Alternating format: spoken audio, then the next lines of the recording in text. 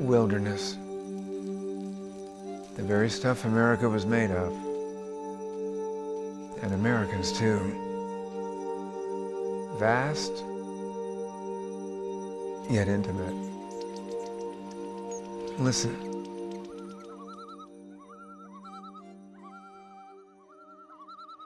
It is the music of the original American earth.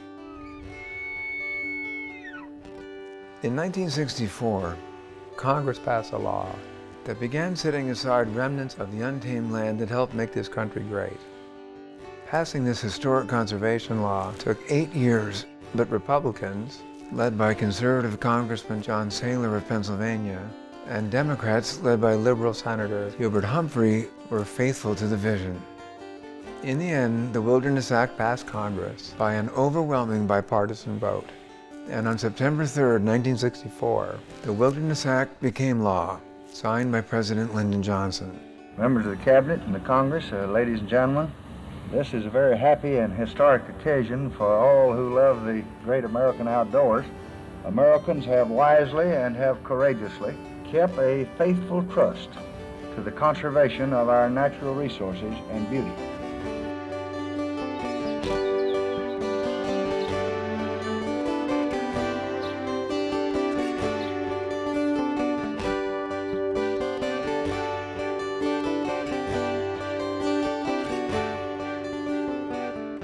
The Wilderness Act defines wilderness as an undeveloped natural area that is managed as free from human influence as possible. Congress meant for these lands to be the antidote to our growing population, crowding, and dependence on machines. To millions of Americans, wilderness is all this and more. It's central to their lives. Hi, I'm Christopher Reeve, and for the next hour, I want to bring you the voices of ordinary citizens, just sharing their American values for American wilderness. I feel wilderness is a part of me. People always feel like there's a missing piece of their heart. When I come out here, it's like I'm fulfilled. When I come here by myself, I feel tranquil. When I come here with children, I feel like I'm passing on something that was given to me, a gift, onto somebody else. If there was no wilderness, I think humankind would be lost. Without these places, we would be cold, hard. We wouldn't have any real foundation. I think wilderness says a lot about us as a nation. I think it speaks to our humility and our temperance and the fact that we were able to set these places aside. Sound and scent and touch, the feeling of the desert, the dry air on your skin, and the moist air of the Arctic on your face. It wakes you up and you join the human race.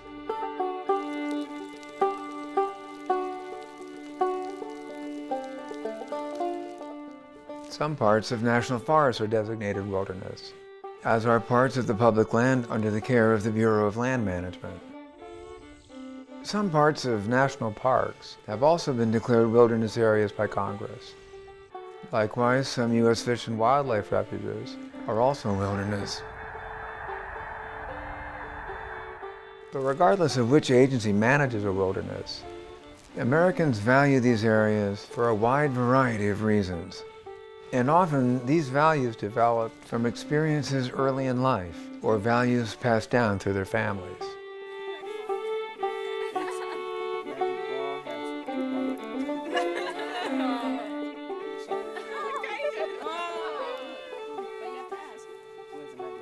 This is my first time. My family came from Cambodia. We were sponsored to America. My first impression of wilderness, it was amazing, the beauty of nature. Everything, the clouds, the trees, the waterfalls. I would love to come back to the wilderness and explore more. I guessed that I was about 10 or 11 years old, and I hiked up the Mission Canyon to Elizabeth Falls, and from that point on, I knew it was a special place. I don't have a real formal educational background. From the time I was 11 years old, I would hunt and fish with my uncles and friends and spent a great deal in the backcountry. I was one of the first employees hired by the tribe as a wilderness ranger. And I remember at the interview, I said if I didn't need the money to feed my family, I'd work for nothing. Over the years, I've tried to think about what made it special. Obviously, the beauty and the ruggedness just takes your breath away. But in later years, you start to realize it's something more than just a visual beauty. It's almost unexplainable. This backdrop in the background behind me is an area that is just as sacred as my church. Yeah, you feel our ancestors and you feel the sacredness of the area.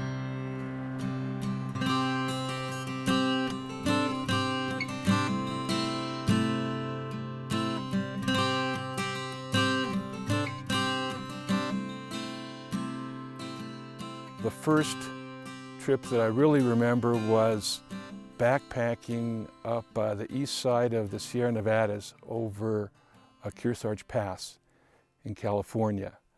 I've been disabled since infancy and walk with a leg brace and a cane, and at that time I could hike pretty well, I just couldn't carry extra weight, so my brother carried the weight for both of us.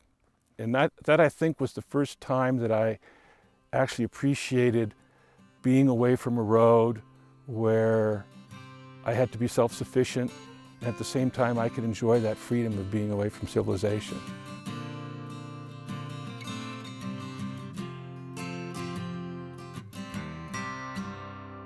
Wilderness has always been a part of my heritage.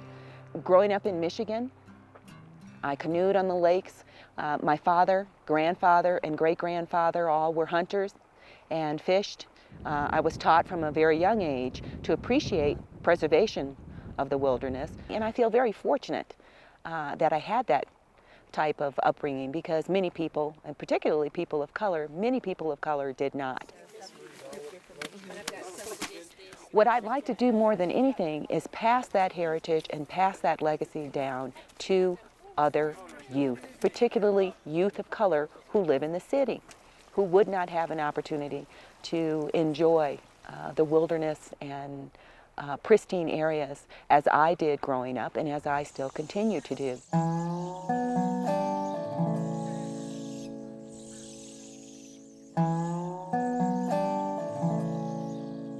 When I came to the Everglades for the very first time, I was in 6th grade. I came on a 3-day field trip. Those 3 days were just amazing. The crisp breeze, the animals, the sounds were so different from what I experienced back home, from what I saw on a day-to-day. It was a completely different world. It was almost as if I was not even on Earth anymore. I was transformed into a different person. It's difficult to even find the word. It's just a wonderful feeling all over, from the inside out. And as a child, those are not feelings that one is familiar with too frequently.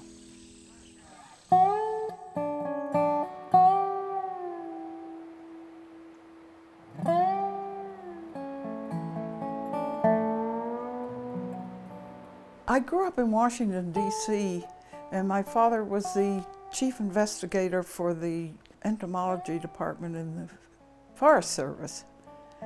And he loved the outdoors, and as soon as school was out and on the weekends, he'd take my brothers, Frank and John and me, out along the Potomac River, and he taught us all the plants and animals, and where the wild asparagus grew, and how to make fishing hooks out of twigs and ropes out of the inner bark of the basswood. And we would canoe and fish. He taught us a respect for nature and a love of it. He would have us sit for hours beside a trapdoor spider, saying, "Oh, look, watch this now." And it was infectious. The silence and discipline of being out in the woods all added to a very rich life and a peaceful one.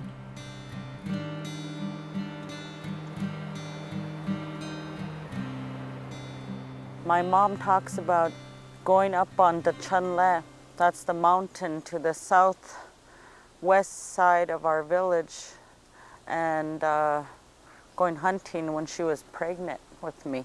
And my earliest memories are, I don't know how old I was, but I was very, very young, and we were up on the mountain hunting, and I remember running up the mountain. I remember every feeling. I was cold, I was tired, I wanted to go back to camp. They wrapped us in caribou hides, and they gave us the milk from the caribou. And we got warm, and then we got relaxed, and all of us kids just slept while they finished up.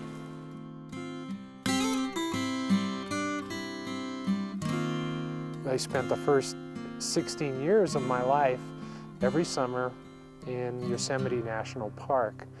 And that was our family vacation. And the 2 weeks in Yosemite was pretty much what we could afford and what my father really enjoyed doing. And I saw my father in kind of a new light in those 2 weeks. I was able to interact with him and my mom and my family in ways that were new and different. Fishing with my dad in fairly remote parts of the park came to mean something very special to me.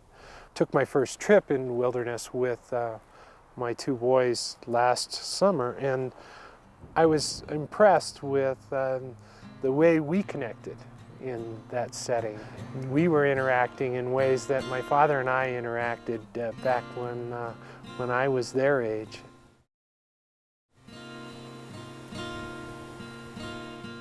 I'm a horse outfitter. A lot of outfitters are outfit mountain climbing expeditions, outfit hiking trips, outfit llama trips and goat trips and river rafting trips. Over the years, over the 35 years, I imagine that I've packed out over 2,000 people. I would imagine that thousands of outfitters make their living, or a good part of their living, taking trips into the wilderness. There isn't a positive, viable, sustainable economic use of wilderness. I'm one of them, and I believe in that. The flip side is that it's irrelevant. The flip side is that wild lands and wilderness exist for entirely other reasons. Wilderness exist in order to give the planet an opportunity to have spaces where nature can express itself without man's interference. So wilderness areas aren't locked up in the sense that they are of no use, because they're always of use, if to nobody else but the planet itself.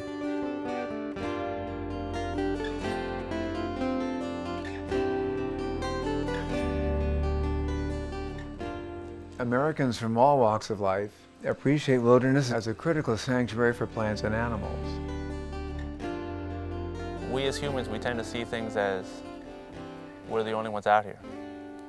And everything in the world is a balance. We have to realize that no matter how tiny the creature we may not even see, it does serve a purpose in our world.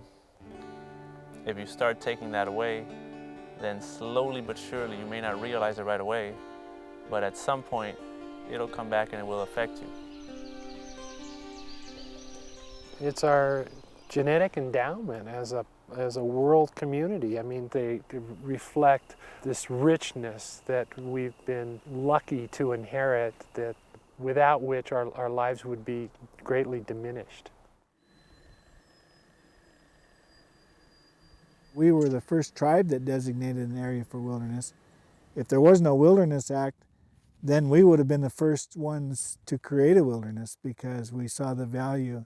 What prompted the tribe to designate 89,000 acres as wilderness is that the front of these missions were being proposed to harvest for timber. most of our people, like myself, feel that not every piece of timbered area should be harvested or managed for monetary values. And so the Tribal Council designated this area as wilderness. The wilderness designation obviously parallels what the Federal Wilderness Act does, but I think ours is even stronger. We, for example, protect the grizzly bear in this area. We close off 10,000 acres from July 15th to October 1st every year, and we don't even allow our own members to visit that area, and they support that. I feel proud that there's a healthy grizzly population in the Mission Mountains. I think they're not only a sacred animal, but they're an animal that truly is an indicator species of what kind of a management job that we're doing as a tribe.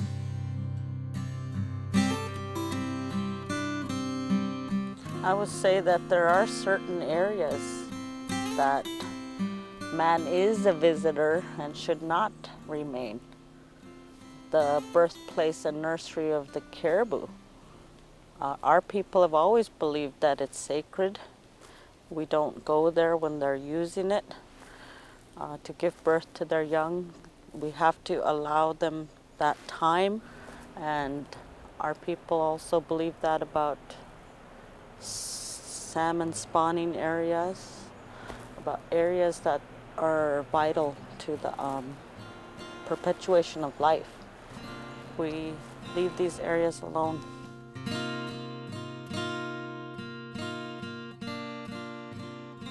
I wanted to write when I was in 3rd grade, and I wrote about many things, but the things I wrote best about were the wild animals and the outdoors and young people interacting with nature, and I've been doing that ever since. I want to show you one of the books, sketches I make when I'm out in the wilderness, and it's right in here.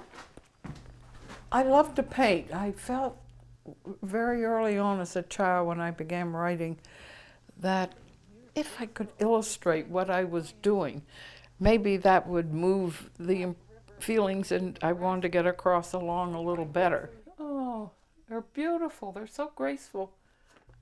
And it adds to my writing, I think. It makes it a little more believable.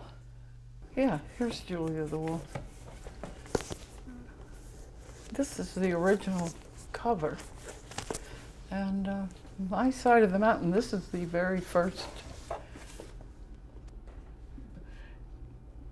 copy of that.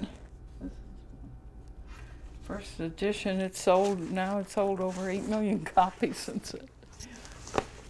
Kids like it. They like to feel independent. This is my side of the mountain that won the Newbery honor. And again, these are the plants that I ate along the Potomac River with my father. I put them in the book, and I also showed them how to make wooden fish hooks from thorns and twigs, all the things that we did as youngsters. And I trained a falcon.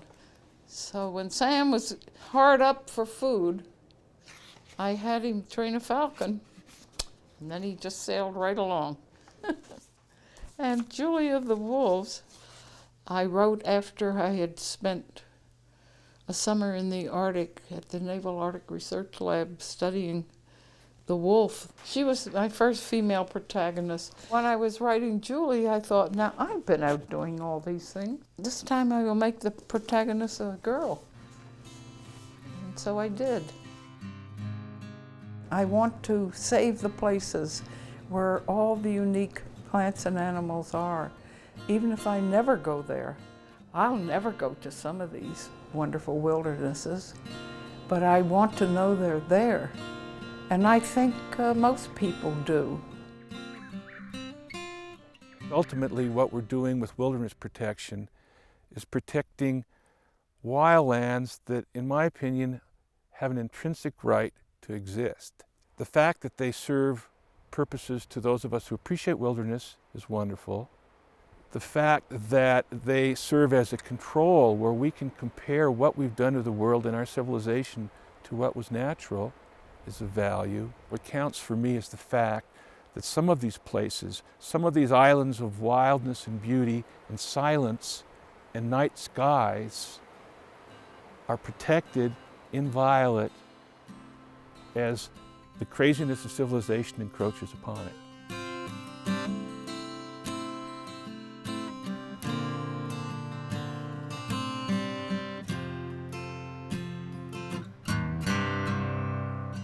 Americans know wilderness is for people too.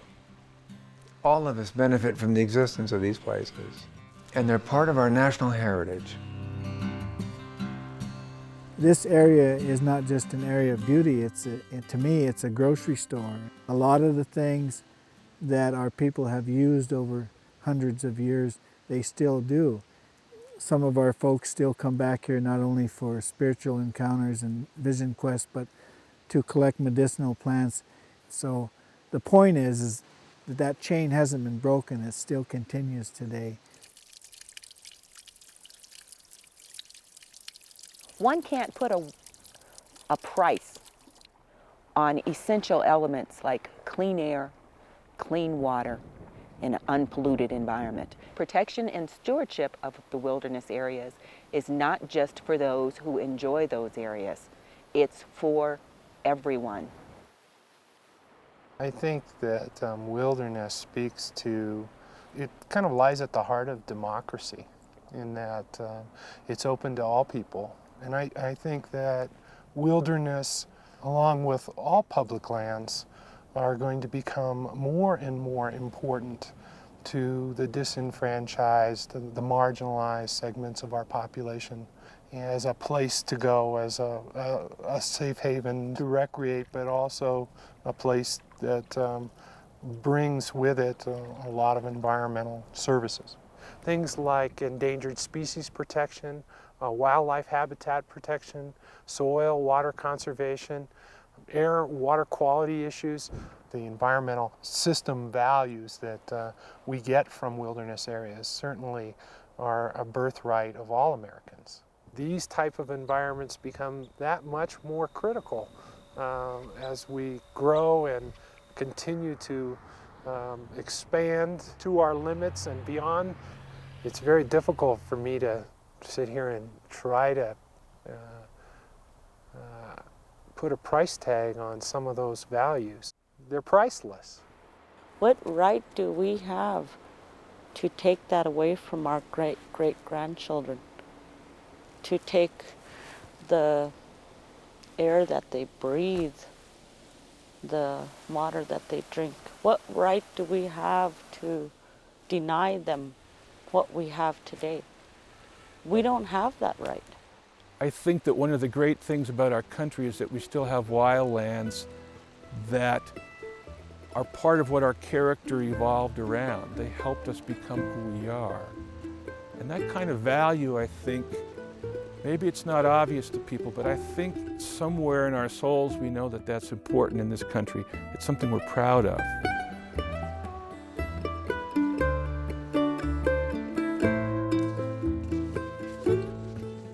Of course, Americans love to go to the wilderness for recreation, primitive recreation without using motors. Riding horses, canoeing, hiking, floating rafts, even dog sledding. And often, these recreational experiences change a person. Bringing students out here, it's amazing what 3 days can do. They come out here being one person, and at the end of the 3 days, they're a completely different student. So how is this place different from where you guys live? Anybody want to share what you think? Yes. It's more wild and quiet. It's quiet out here right now. Amazing how much they go home and almost yank their parents by the ears to come out here. You need to experience what we experience, they say, and it's spectacular. It's everything that I look for. It's everything that I work for.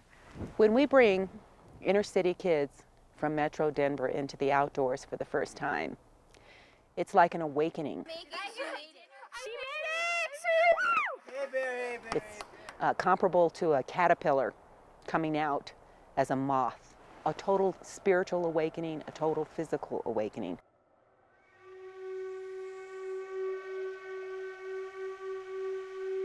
My greatest accomplishment would be hiking up all the way to the top of that mountain and staring down and seeing the beautiful valley below and feeling it. It was the most incredible thing I've ever felt in my life. It was beautiful. I think that I'm a different person out here. I'm not so worried. I'm not so anxious. I'm not tensed up like I was in the city.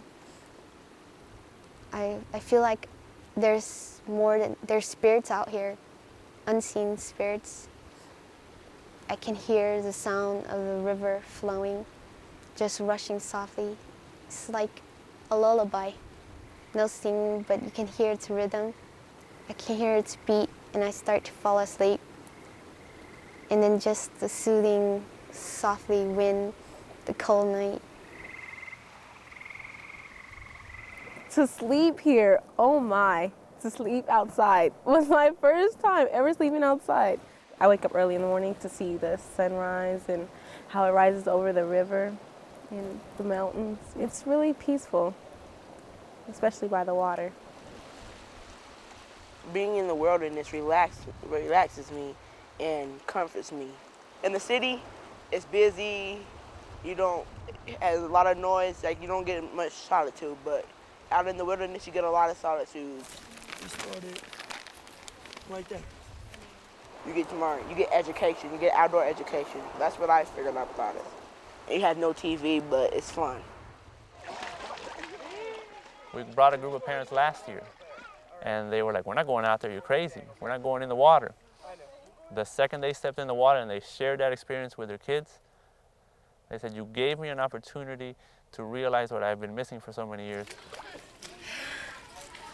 Nice workout. I guess somehow it got lost in the back of their mind. It was there. They just need somebody to bring it to the forefront.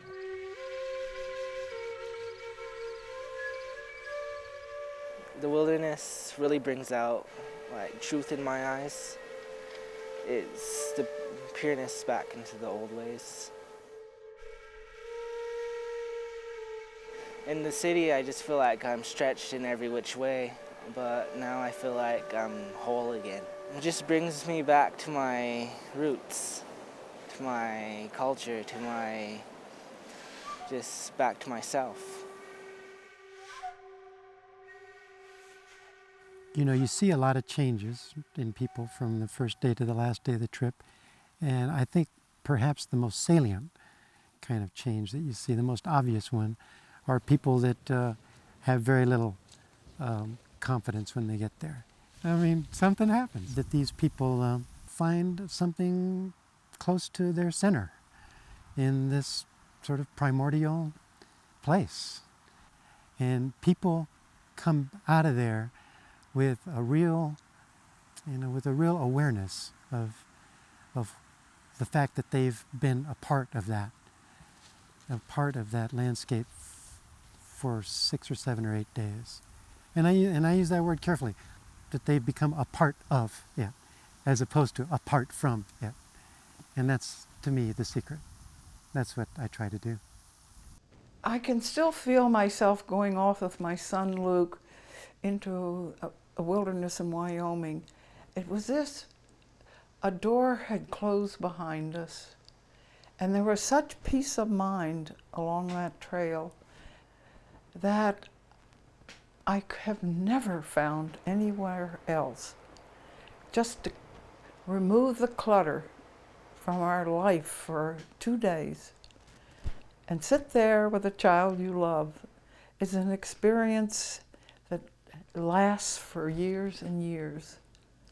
In fact, I haven't camped out in a tent for quite a while, and I look at the woods as I drive through this glorious eastern deciduous forest and think, oh, just to crawl into a tent and spend the night again on the floor of this forest would be an experience. It's harder to crawl in and out of a tent at my age. That's the main problem. I'm going to try to get back up to the Arctic this summer, into that wilderness. When I sat out there on the sea ice and heard the song and the murmuring of the ice and the seals and the whales, and watched this vast world that would vanish, comes the sun of summer, and realize how fragile and amazing the wilderness is.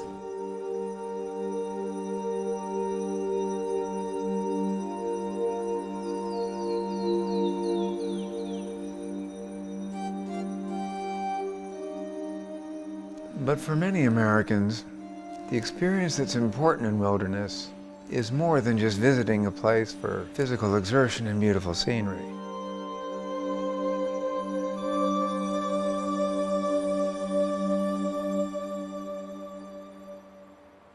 I couldn't walk until I was 5 years old, and my recreation, instead of running around screaming, consisted of observing the natural world, the wildlife around me, the plants, sensing what was going on with the wind, those kinds of things. And I think that forced attention that I gave by default to the natural world helped sensitize me to a deep appreciation of nature, which in subsequent years transferred to an appreciation for wilderness, because that's where nature still has the most control and is the healthiest. It's a place where I can slow down and think, and in many ways it's where I can measure my life. I can measure how I'm doing, because those distractions of civilization aren't present.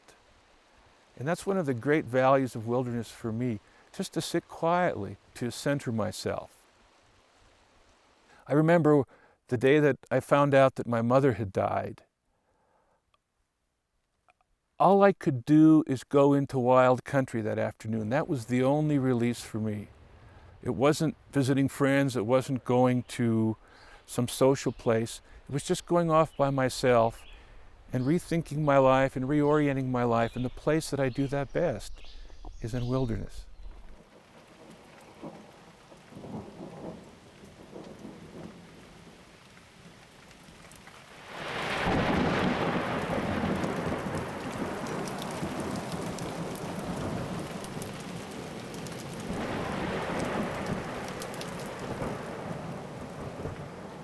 I can't imagine life without the wilderness. Being in an area that is totally unspoiled, being at a pristine alpine lake, being on a mountain path, being under the night sky, it connects me with nature in a way that being in an urban environment or on my front porch or in my backyard could never do.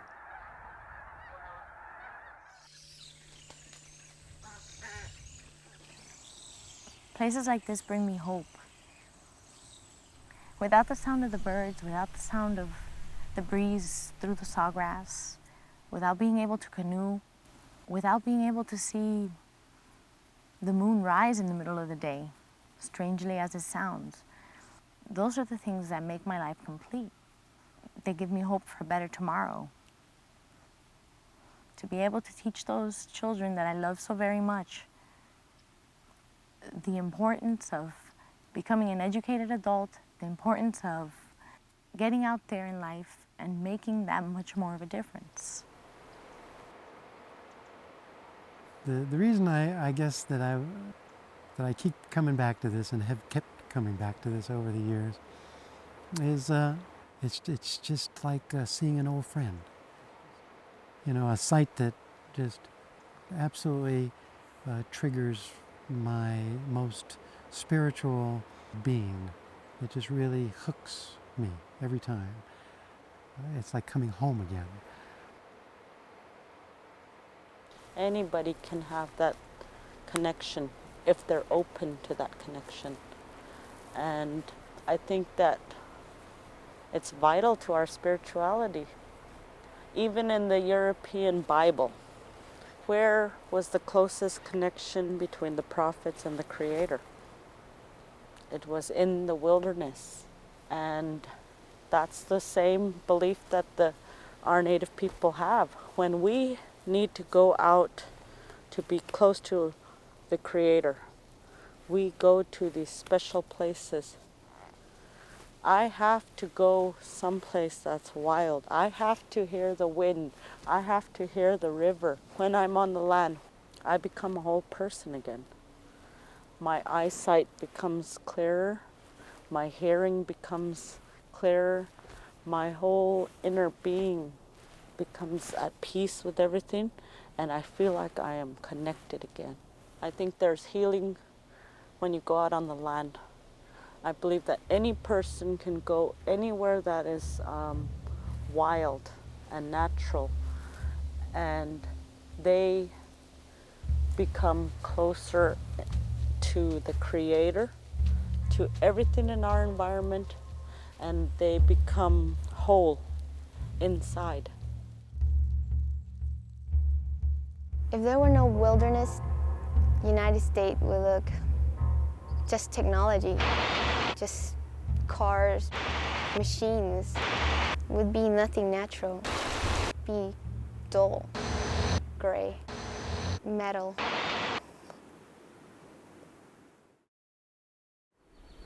Wilderness it brings harmony.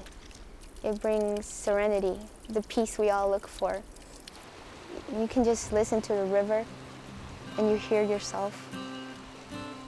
You can hear your own self echo inside.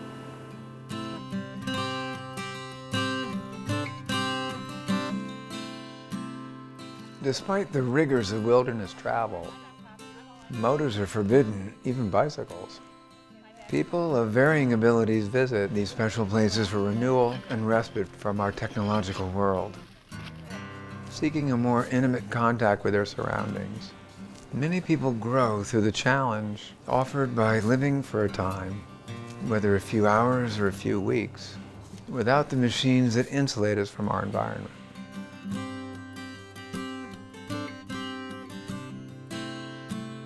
Over time, it's become harder for me to walk. When I was in my 20s, I could walk several miles a day. Now I can hardly walk any distance at all. And now the way I get into wilderness is either by horseback, by canoe or raft, or walking a short distance into the wilderness, which also is a wonderful experience for me still. The value of wilderness to me hasn't changed at all as my disability has progressed, because the things that I always valued in wilderness, those interests and needs haven't changed at all for me. People will sometimes say, well, gee, Greg, don't you think that to serve the disabled population, the aged population, it's important that we put roads and motorized access farther and farther into our wild country? And I always tell people that for me, that's not the case at all, because what I want to do is get away from the road, get away from motors. And if you push the threshold farther into the wilderness, I just have to go that much farther to start over for that experience I'm looking for.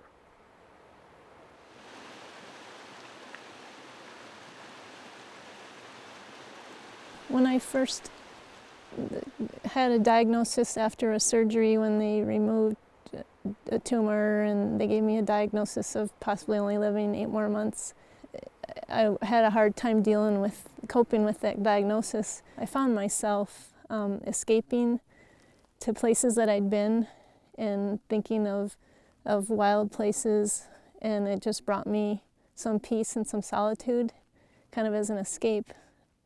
After I'd been in the hospital and through treatment and did this whole treatment plan, we didn't know what to think. We didn't know whether I would live very long or not.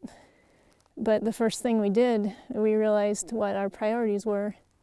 When I felt well enough, we planned a long hike down the Continental Divide Trail of Montana, just a few days into the trip.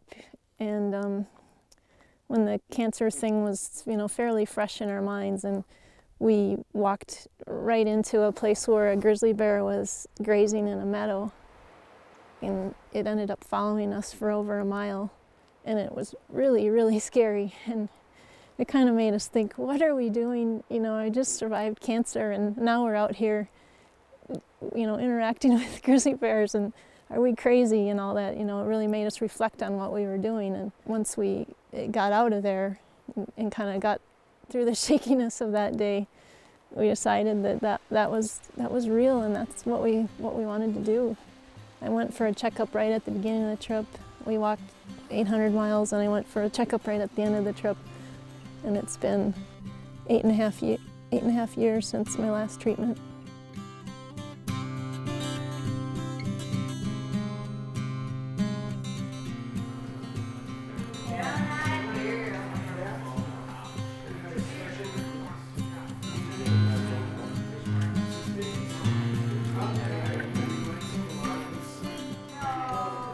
Interact Center is a theater and a visual arts gallery, and it's also a day program for adults with disability labels. Interact Center teamed up with Wilderness Inquiry to bring our artists up for an arts retreat to the Boundary Waters Canoe Wilderness in winter to revel in nature at this time of year, to be inspired, to force ourselves physically, which helps to force ourselves spiritually and emotionally and artistically. A lot of people that are at Interact would never have an opportunity to do something like this, and Wilderness Inquiry allows them to come up here and experience something that they couldn't experience otherwise. We noticed several changes in our participants from coming out into the wilderness. One change we found was that they discovered something about themselves, that they were capable of going beyond the barriers that people have placed on them. They live lives of barriers. You can't do this, you can't do that, you can't find professional training in your craft, you can't be a professional artist, a professional actor, you can't live on your own, you can't go canoeing.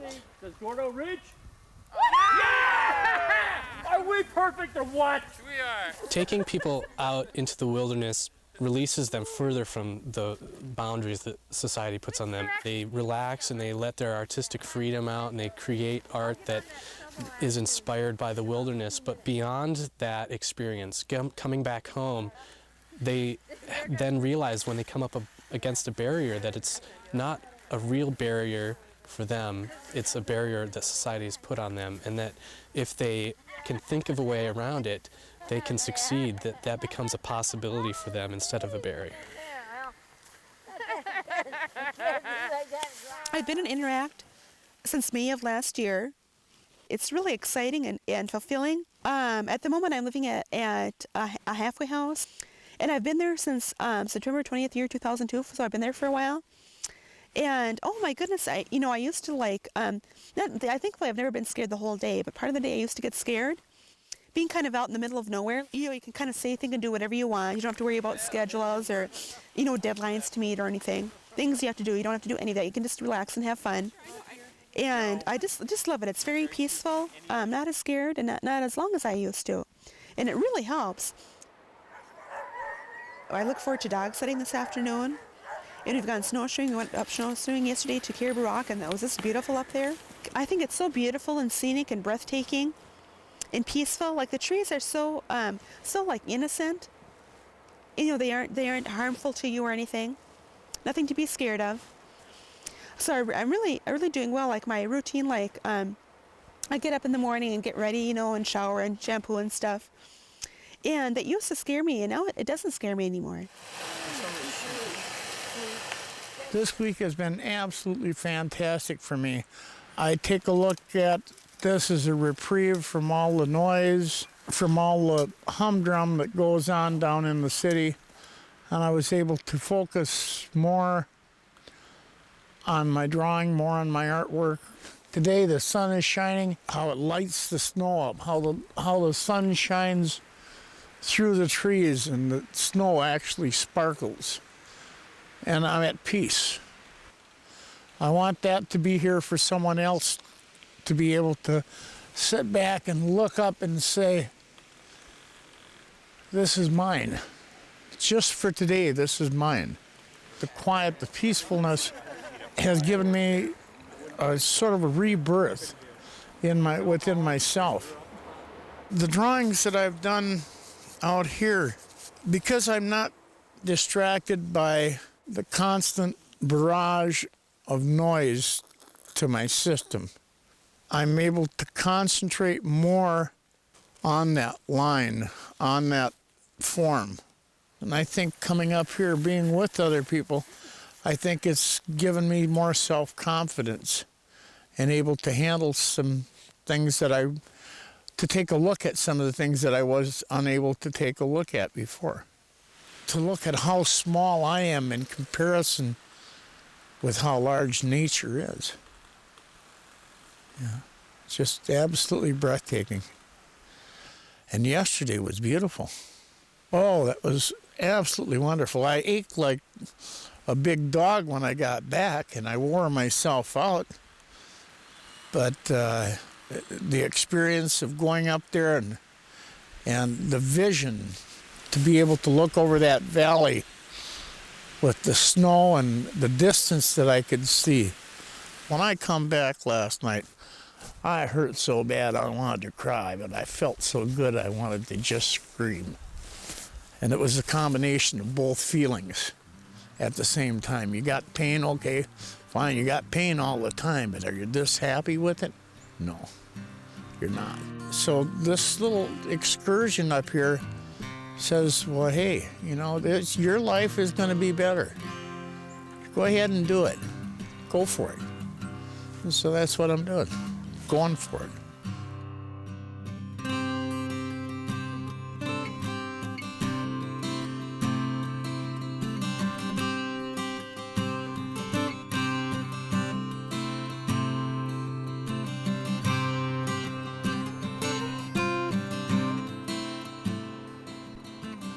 For many Americans, wilderness is so important to their lives that it's an essential part of the legacy that they wish to leave behind. For some, this means passing these protected areas and a love for them onto their children and grandchildren. Others communicate an infectious love of wilderness through their life's work. I used to take all my children when I went on these to write books, because I wanted to get their point of view.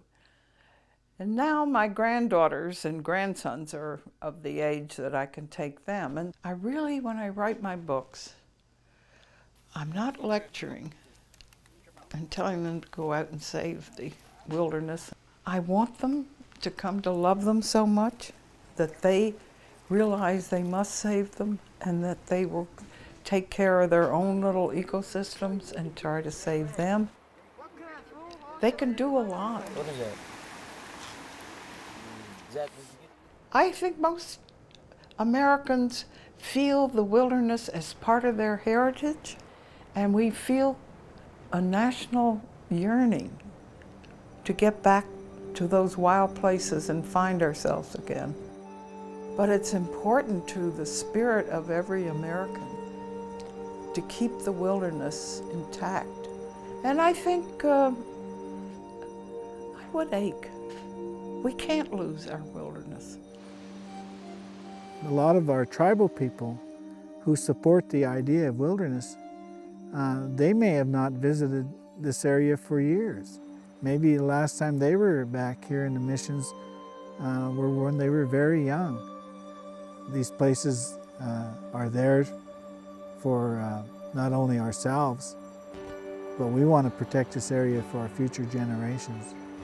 I want to be able to say when I leave this place that it's better than when I got here, that I leave it in a better condition for my grandchildren and their children. That knowledge that there are some gems of nature that are protected in perpetuity in their healthy state is a great knowledge for me, a great strength. And I can stand on the edge of it and look into it, and knowing that it's secure and that it will way outlive me, there's some kind of great satisfaction for me in that knowledge.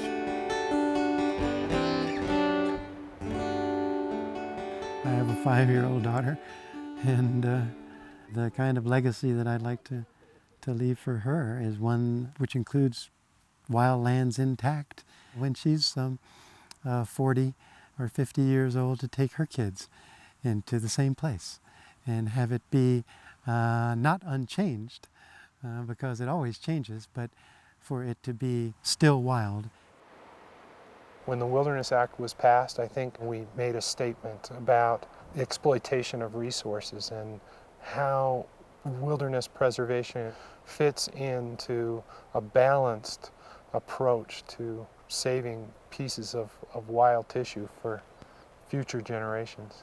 I think we led the world community in that regard, and I think that there's a spiritual aspect to being immersed in God's handiwork that one doesn't have in other places. I think wilderness provides us with an opportunity for that type of immersion, and that without having had an experience like that, I think one's life is diminished.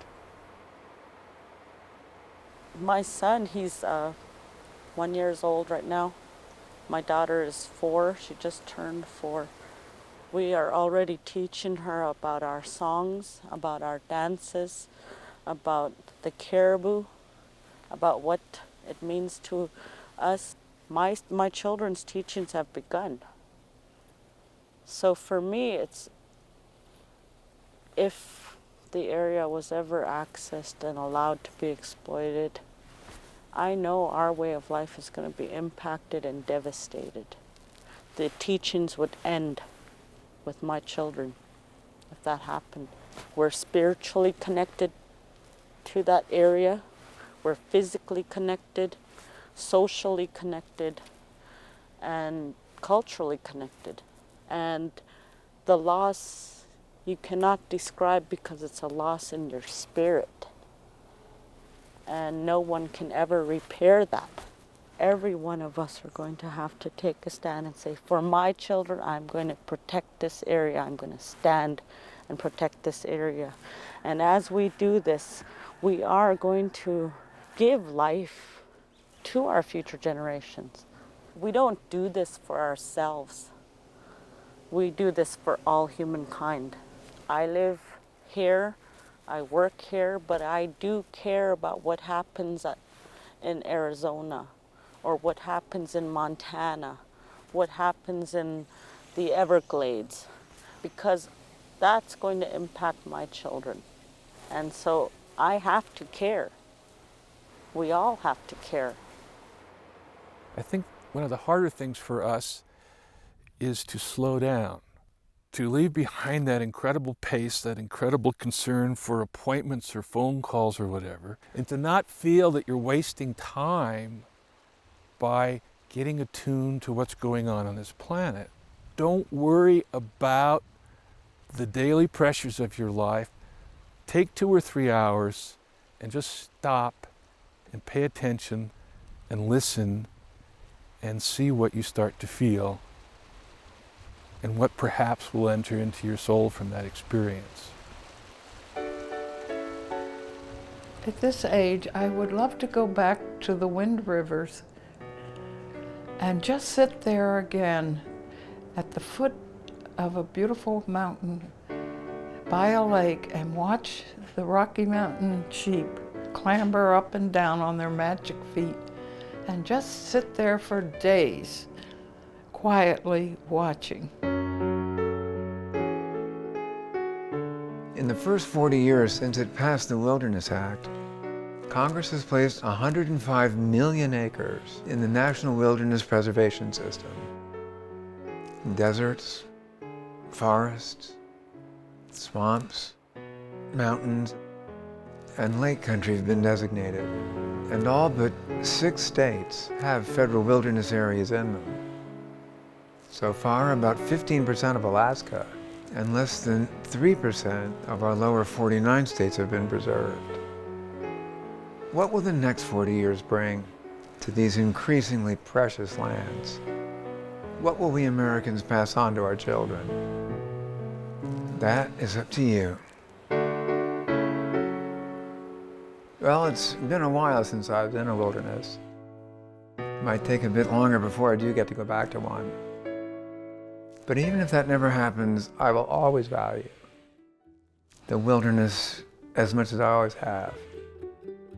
I'm Christopher Reeve. Thank you so much for watching.